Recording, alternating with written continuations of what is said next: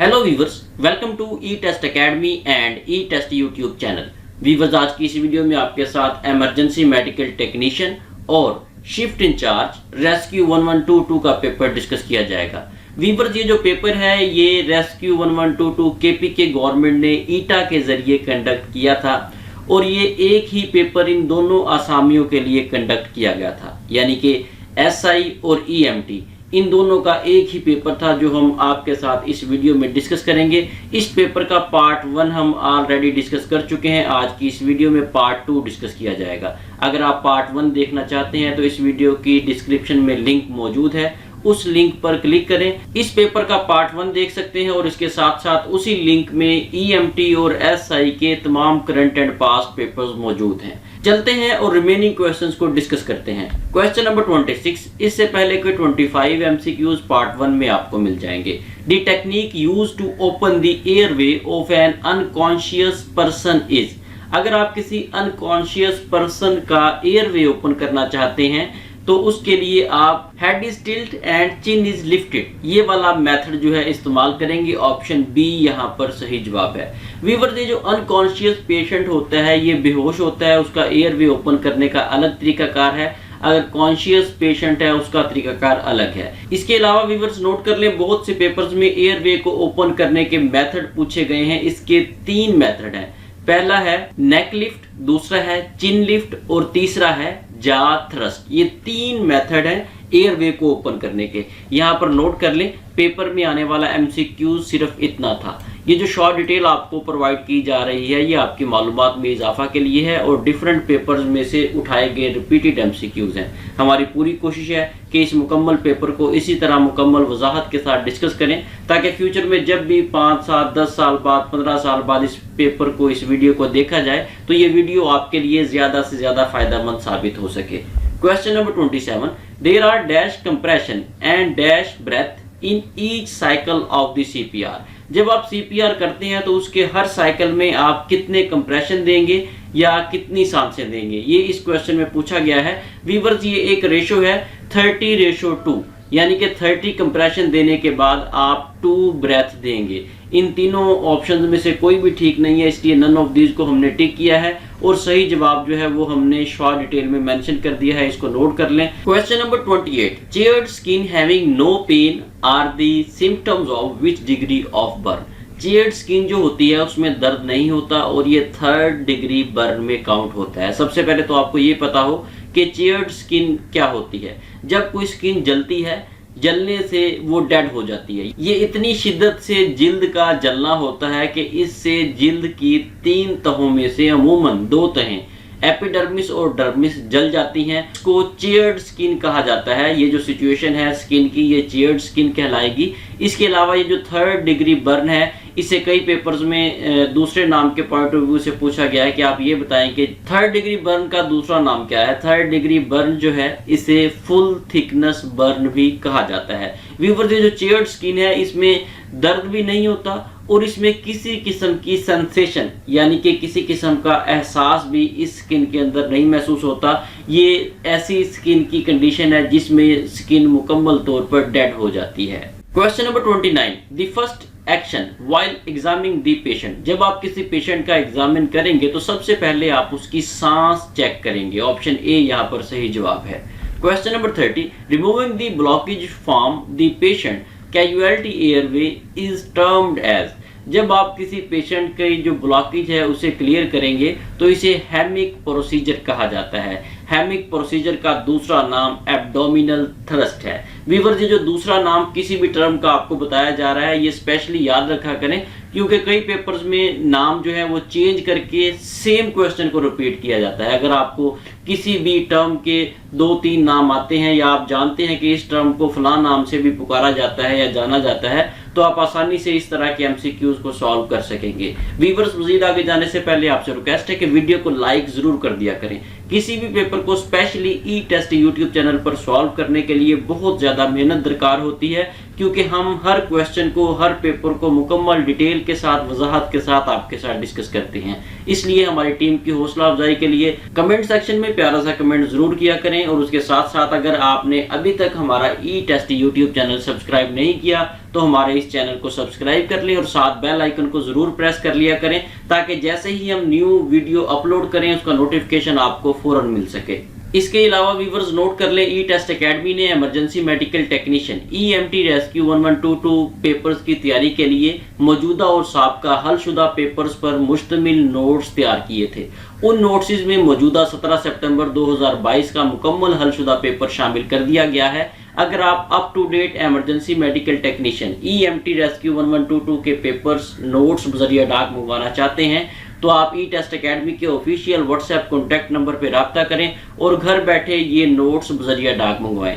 Viewers note कर लें, जितने भी नोट्स ई टेस्ट एकेडमी तैयार करती है, चाहे वो रेस्क्यू 1122 डिपार्टमेंट के हैं, चाहे वो किसी भी डिपार्टमेंट के हैं, हमारी पूरी कोशिश होती है कि वो नोट्स में ज्यादा से ज्यादा 80 to 90% हम पेपर्स को ही डिस्कस करें, ताकि कैंडिडेट्स को आइडिया हो सके कि जो पेपर्स इस मुतलका पोस्ट के माजी में हो चुके हैं या हो रहे हैं, वो किस प्रोसीजर के तहत, किस मेथड के तहत टेस्टिंग सर्विसेज या डिपार्टमेंट उन्हें कंडक्ट कर रहा है। इसके अलावा आप किसी भी तहरीरी इम्तिहान या इंटरव्यू की तैयारी के लिए हमारी ई टेस्ट वेबसाइट से ऑनलाइन ऑर्डर करके भी बजरिया डाक नोट्स मंगवा सकेंगे। Question number 31. A patient is diagnosed with cancer. He complains of a loss of appetite. The nurse should ensure that the patient should eat which of the following food. Question को दोबारा repeat किया जा रहा है, गौर से सुने कि एक पेशेंट है जिसमें कैंसर डायग्नोज हुआ है और उसे भूख नहीं लग रही, तो नर्स को चाहिए कि वो चेक करे कि उसे दर्ज झेल में से कौन कौन सी चीजें खानी चाहिए। यहाँ पर ऑप्शन बी जो है वेजिटेबल, ये सबसे ज्यादा सूटेबल आंसर है। अगर देखा जाए तो फाइबर जो है ये भी फायदेमंद है, लेकिन यहाँ पर जो ज्यादा फायदेमंद है वो वेजिटेबल्स हैं। वेजिटेबल्स, फ्रूट्स, फाइबर्स, ये ऐसी चीजें हैं जो कैंसर के पेशेंट के लिए बहुत ज्यादा फायदेमंद है। अगर आप किसी कैंसर के पेशेंट को जानते हैं तो उसे मशवरा दें कि वो सब्जियों का, फलों का और फाइबर्स वगैरह का इस्तेमाल ज्यादा से ज्यादा करे। Question number 32. Which of the following way is the most accepted practice for the nurse to count the apical pulse? इन तीनों चारों ऑप्शंस में से वो कौन सा ऑप्शन है जिसके तहत कोई भी नर्स किसी पेशेंट की एपिकल पल्स को चेक करे? व्यूअर्स, जो एपिकल पल्स होती है इसे पूरा 1 मिनट चेक किया जाता है। यहाँ पर ऑप्शन सी सही जवाब है, फॉर अ फुल मिनट। अमूमन ये होता है, डिफरेंट पल्सेस हैं हमारे जिस्म में, वहां पर 30 सेकंड तक या 20 सेकंड तक पल्स को चेक किया जाता है। उसके बाद उसे 2 या 3 से मल्टीप्लाई करके 1 मिनट में जो पल्स रेट है वो निकाल लिया जाता है। लेकिन एपिकल पल्स में आप पूरा 1 मिनट तक इस पल्स को सुनेंगे, महसूस करेंगे। अब आपको यहाँ पे पता होना चाहिए कि एपिकल पल्स होती क्या है। जब आपको एपिकल पल्स का पता ही नहीं होगा तो आप इस क्वेश्चन को सॉल्व नहीं कर सकेंगे। एपिकल पल्स ये सीने में मौजूद होती है। आप दिल के नीचे वाली साइड पर अगर आप देखें, महसूस करें तो यहाँ पर आपको एपिकल पल्स महसूस होगी। ये कार्डियक फंक्शन से रिलेटेड है, ये दिल के मामलात के बारे में मालूमात फराहम करती है कि दिल की जो धड़कन है वो किस तरह से है, रेगुलर है, इरेगुलर है, और इस पल्स को आप सुन सकते हैं। उम्मीद है कि आप एपिकल पल्स के बारे में जान गए होंगे। फिर भी अगर आपको कोई क्वेश्चन समझ ना आए तो आप कमेंट सेक्शन में बिला झिझक कमेंट किया करें, हम फौरी तौर पर आपके कमेंट्स का रिप्लाई करते हैं। Question number 33. Rafia is not chopping vegetables. Rafia सब्जी नहीं काट रही, इसको आपने पैसिव वॉइस में कन्वर्ट करना है। यहाँ पर ऑप्शन सी सही जवाब है, vegetables are not being chopped by Rafia.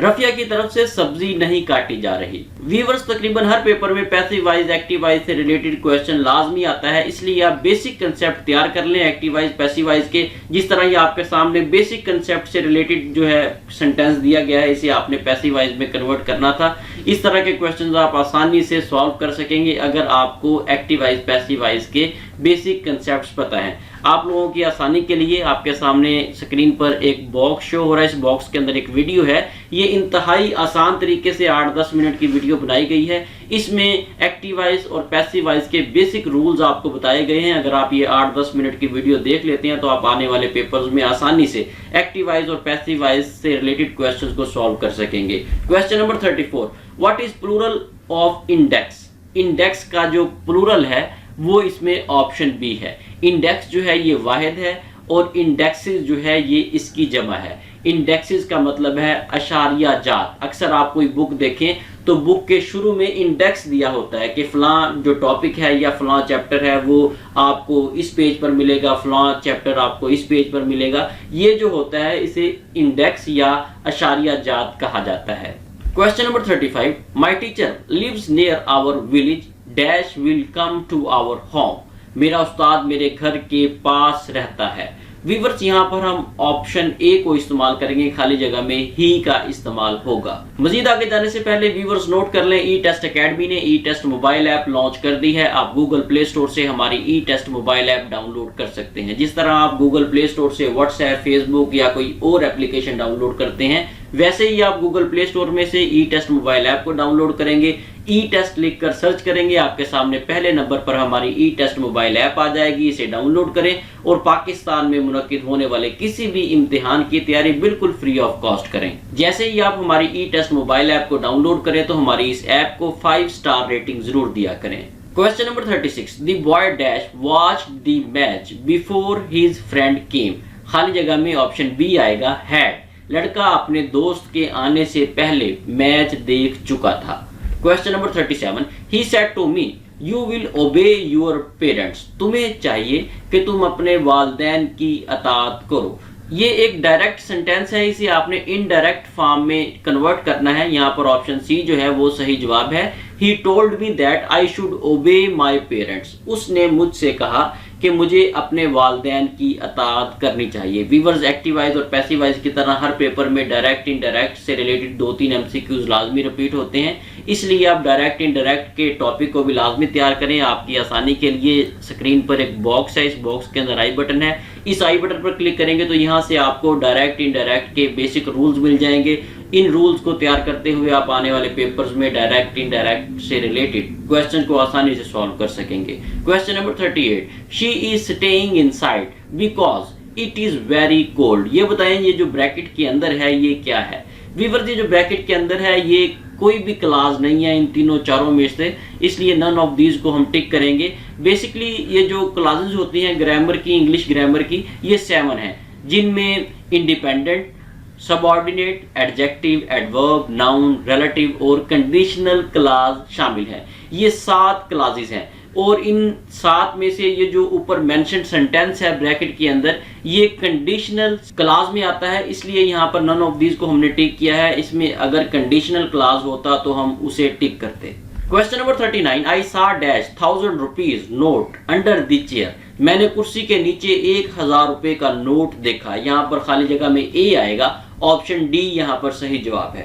Question number 40, what is the singular of cuckoos. Cuckoos का सिंगुलर जो है वो कुकू है। व्यूअर्स, ये कुकूज जो है या कुकू एक छोटा सा परिंदा है, चिड़िया की तरह का होता है ये, उसे कुकूज या कुकू कहा जाता है। यहाँ पर ऑप्शन बी सही जवाब है। व्यूअर्स, अगर आप किसी भी मुलाजमत से मुतल्लिका तहरीरी इम्तिहान या इंटरव्यू की तैयारी कर रहे हैं तो कामयाबी के लिए जरूरी है कि आप ई टेस्ट अकेडमी के तमाम सोशल प्लेटफॉर्म्स को लाजमी लाइक और फॉलो करें।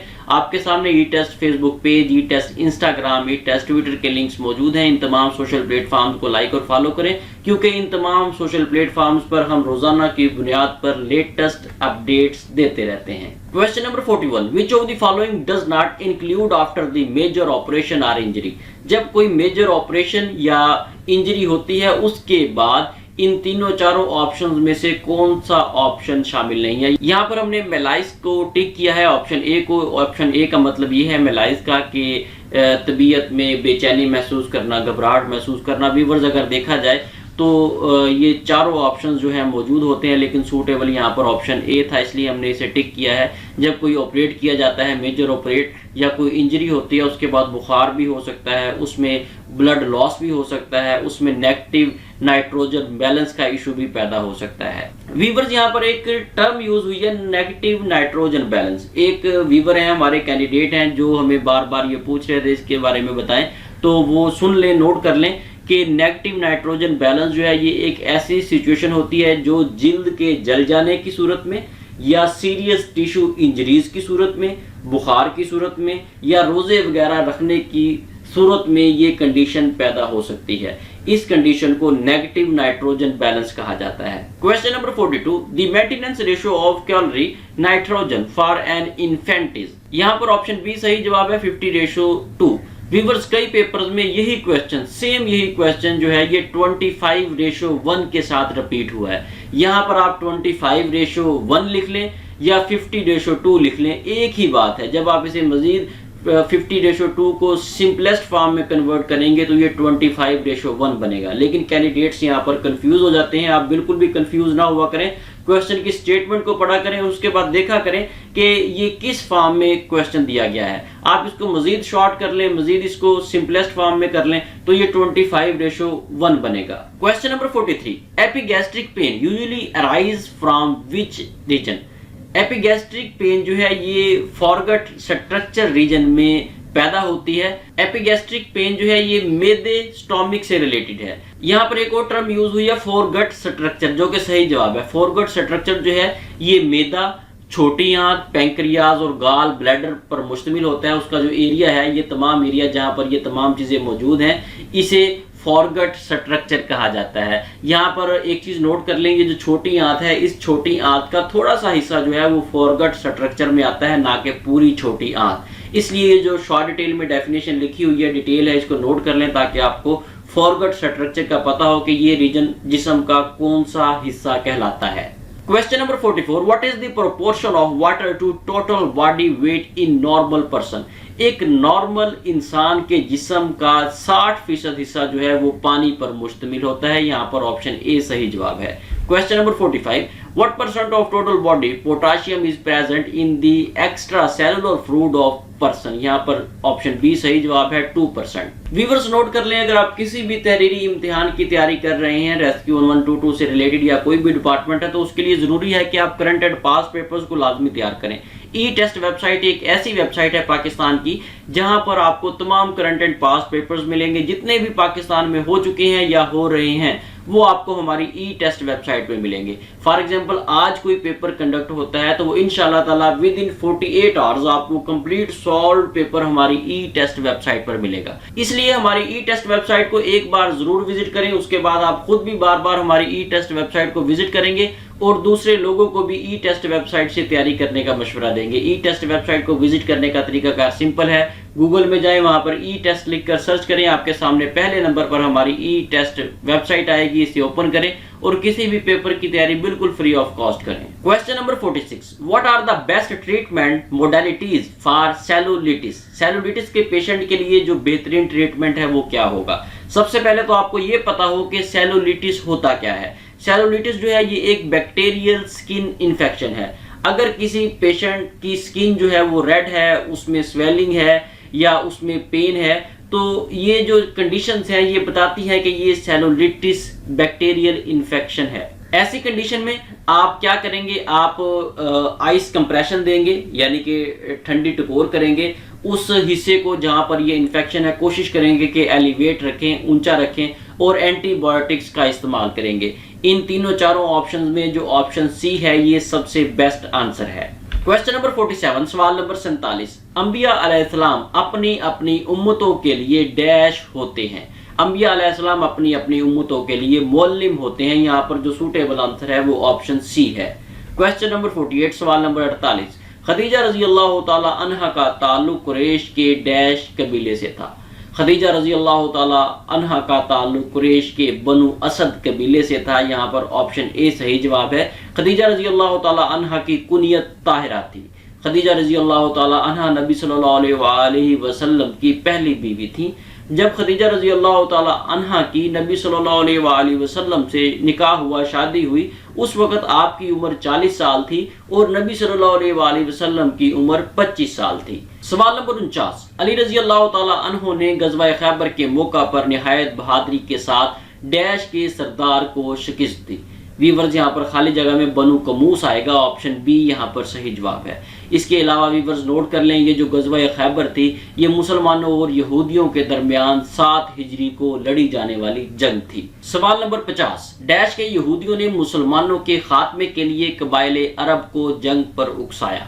खैबर के यहूदियों ने जो अरब के कबाइल थे उन्हें उकसाया कि मुसलमानों का खात्मा कर देना चाहिए। यहाँ पर खाली जगह में ऑप्शन बी आएगा, खैबर। वीवर्स, इसके साथ ही हमें इजाजत दें। इंशाल्लाह नेक्स्ट वीडियो में EMT SI rescue 1122 KPK paper part 3 के साथ दोबारा हाजिर होंगे। अगर आपने अभी तक E-टेस्ट यूट्यूब चैनल को सब्सक्राइब नहीं किया तो हमारे इस चैनल को सब्सक्राइब कर लें ताकि फ्यूचर में आने वाले पार्ट्स की अपडेट आपको बर वक्त मिलती रहे। अल्लाह हाफिज।